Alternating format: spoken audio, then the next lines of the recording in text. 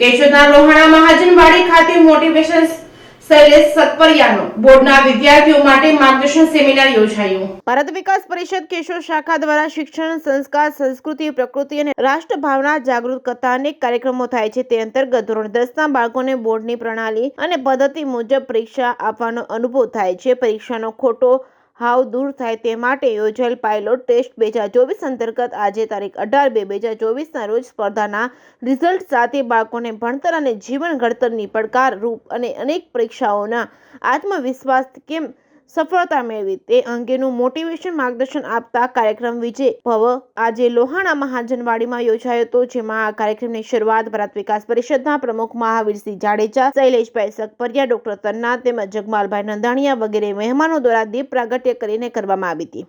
આ કાર્યક્રમમાં બહોળી સંખ્યામાં વિદ્યાર્થીઓ, વાલીઓ તેમજ નગર શ્રેષ્ઠીઓ ઉપસ્થિત રહ્યા હતા।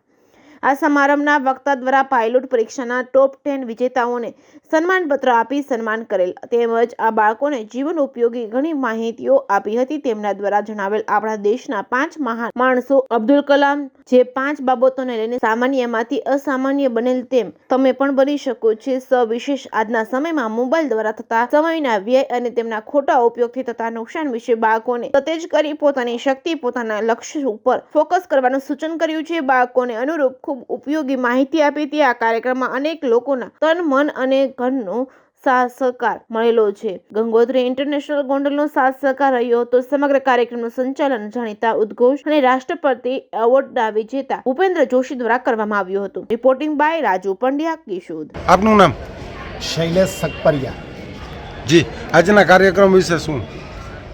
આજે કેશોદ ખાતે ભારત વિકાસ પરિષદ અને ગંગોત્રી સ્કૂલ ગોંડલ દ્વારા બોર્ડની પરીક્ષા આપવા માટે જઈ રહેલા વિદ્યાર્થીઓ અને એમના વાલીઓ માટે એક મોટિવેશનલ કાર્યક્રમનું આયોજન થયેલ।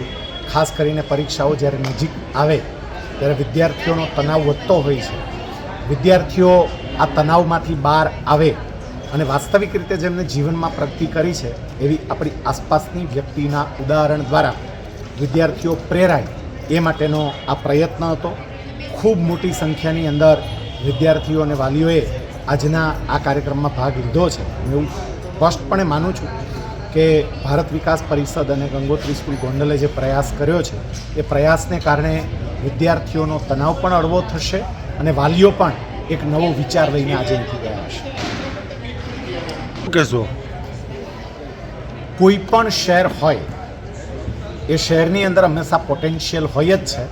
એમ કેશોદના વિદ્યાર્થીઓની અંદર પણ પોટેન્શિયલ છે જ, જે અહીંયા એક પ્રી ટેસ્ટ લેવામાં આવી અને પ્રી ટેસ્ટનું આજે જ્યારે પરિણામ જાહેર કર્યું, ટોપ 10 વિદ્યાર્થીઓને સન્માનિત કર્યા, તો એ વિદ્યાર્થીઓ એવા હતા કે જે ખૂબ સારા માર્ક્સ લાવ્યા હતા। એ બતાવે છે કે જે મોટા શહેરના વિદ્યાર્થીઓમાં ટેલેન્ટ છે એ જ ટેલેન્ટ કેશોદના વિદ્યાર્થીઓમાં પણ છે।